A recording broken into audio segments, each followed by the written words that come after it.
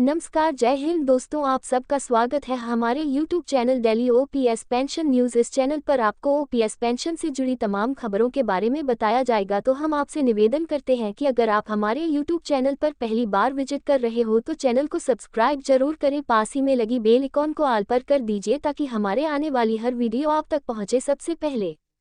केंद्रीय कर्मचारियों की नई पेंशन स्कीम में बदलाव, अंतिम सैलरी का इतने प्रतिशत मिलेगा पैसा। ऑप्स वीएस एनपीएस, अगर आप कर्मचारी हैं तो ये खबर आपके लिए है।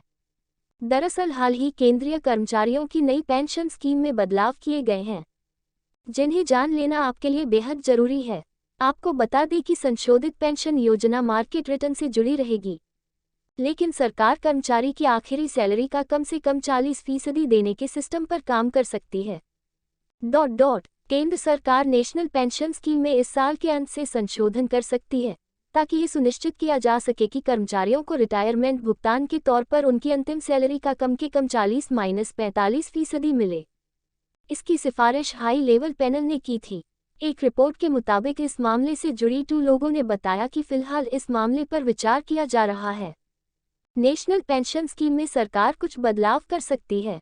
संशोधित पेंशन योजना मार्केट रिटर्न से जुड़ी रहेगी, लेकिन सरकार कर्मचारी की आखिरी सैलरी का कम से कम 40% देने के सिस्टम पर काम कर सकती है। रिपोर्ट के मुताबिक अधिकारी का कहना है कि सरकार एक आधार राशि सुनिश्चित कर सकती है।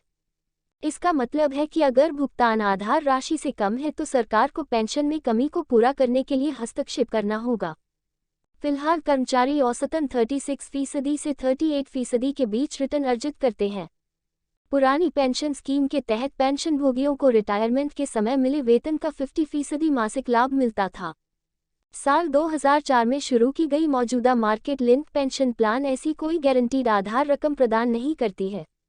नए पेंशन प्लान में एक और विवाद है।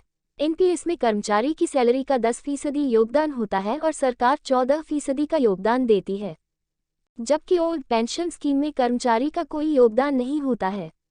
इसके अलावा एनपीएस पेंशनर्स को रिटायरमेंट के समय कोष का 60% टैक्स फ्री और 40% हिस्सा कर भुगतान के योग्य होता है।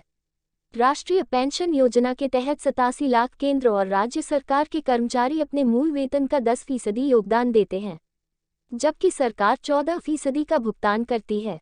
अंतिम भुगतान उस फंड पर रिटर्न पर निर्भर करता है जिसे ज्यादातर सरकारी ऋण निवेश किया जाता है।